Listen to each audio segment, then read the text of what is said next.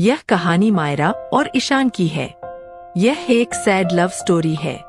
दोस्तों, आगे आप सुनेंगे मायरा और ईशान कैसे मिले एक दूसरे से और जुदा कैसे हुए। दोस्तों, पूरी कहानी सुनने के बाद आपको यह कहानी कैसी लगी हमें कमेंट करके जरूर बताएं। धन्यवाद। मायरा मध्य प्रदेश से दिल्ली कॉलेज के लिए आई थी और ईशान राजस्थान से उसी कॉलेज में पढ़ने आया था। ईशान एक बहुत ही सीधा साधा सा लड़का है जो ना लड़कियों से ज्यादा बात करता है और ना ही किसी से ज्यादा मतलब रखता है। ईशान की यह बात मायरा को बहुत अच्छी लगती है और वो किसी ना किसी बहाने से ईशान से बात करने की कोशिश करती है। मायरा दिखने में बहुत ही क्यूट लगती है। कुछ ही दिन बीतने के बाद ईशान और मायरा की दोस्ती हो जाती है। ईशान धीरे धीरे मायरा को पसंद करने लगता है। दोनों दिन भर कॉलेज में बातें करते अपने हर बातें लाइक डिसलाइक को शेयर करते हैं और कुछ समय में बहुत ही पक्के दोस्त बन जाते हैं। ईशान की जिंदगी में पहले कभी कोई लड़की आई नहीं थी, जबकि मायरा के पहले कई दोस्त थे और वह सबसे बात भी करती है। ईशान को यह पसंद नहीं था। एक दिन बातों ही बातों में ईशान मायरा को अपने दिल की बात बता देता है। मायरा उससे एक दिन का समय मांगती और कहती है, मैं कल तुम्हें इसका जवाब दूंगी। मायरा सोचती है, जब ईशान कॉलेज पढ़ने आया था तब वह सिर्फ पढ़ाई पर ध्यान देता था, पर अब उसका पूरा ध्यान मुझ पर ही रहने लगा है। अगर मैं इसकी गर्लफ्रेंड बन जाऊंगी तो यह पढ़ाई भूल जाएगा और मुझ में ही लगा रहेगा। यही सब ख्याल मायरा के मन में होते हैं। और दूसरे दिन मायरा ईशान को मना कर देती है और कहती है, मैं तो तुम्हें बस अपना दोस्त समझती हूँ, इससे ज्यादा हमारे बीच कुछ भी नहीं है। मैं यहाँ पढ़ने आई हूँ और कुछ करने नहीं। तुम चाहो तो मेरे दोस्त बने रह सकते हो। ईशान दोस्ती के लिए मना कर देता है और मायरा को बहुत समझाता है, लेकिन मायरा कुछ नहीं सुनती। ईशान को यह बात बहुत बुरी लगती है और वह मायरा से बात करना बंद कर देता है। कुछ दिन कॉलेज भी नहीं आता है। अब मायरा को भूलकर पूरा ध्यान पढ़ाई में लगाता है और ना किसी से ज्यादा बात करता है और ना मतलब रखता है। देखते देखते कॉलेज बीत जाता है और सब अलग अलग हो जाते हैं। ईशान कॉलेज में टॉप कर जाता है और सबसे पहले नौकरी पा लेता है। 2-3 साल बीत जाते हैं। ना ईशान को मायरा का पता रहता है और ना मायरा को ईशान का कुछ पता रहता है। ईशान अपनी कंपनी छोड़कर एक नई कंपनी में ज्वाइन करता है, जिसमें उसकी पोस्ट पहले से बहुत अच्छी और पगार दुगनी रहती है। जब ईशान पहले दिन ऑफिस जाता है तो उसे पता चलता है मायरा इस ऑफिस में उसकी जूनियर है। वह उस पर बिल्कुल भी ध्यान नहीं देता है और काम में ही लगा रहता है।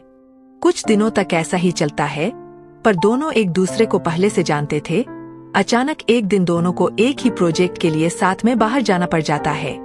प्रोजेक्ट के बाद ना चाहते हुए भी ईशान और मायरा की बात होने लगती है। मायरा ईशान को समझाती है आखिर उसने उसको मना क्यों किया था।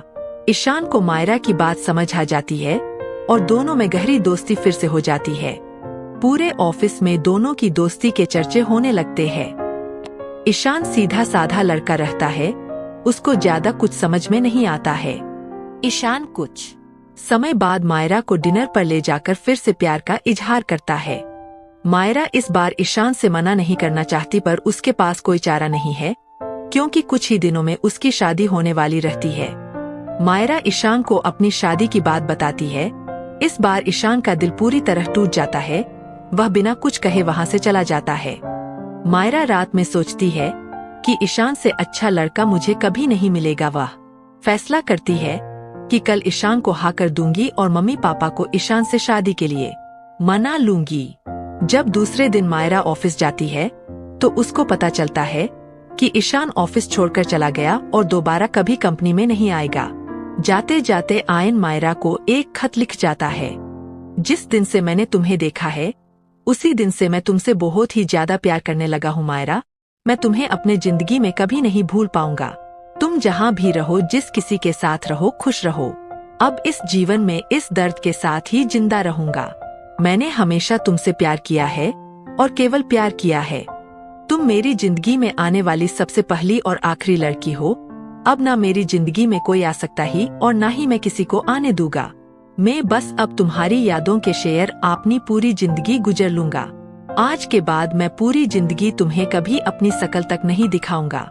बस ऊपर वाले से यही दुआ करता हूँ तुम जहाँ भी रहो खुश रहो और शादी के लिए बहुत बहुत शुभकामनाएं। मायरा आयन को खोजने की बहुत कोशिश करती है। पर कई साल के बाद भी उसको ईशान नहीं मिलता और वह अपने माँ बाप की पसंद के लड़के के साथ शादी कर लेती है।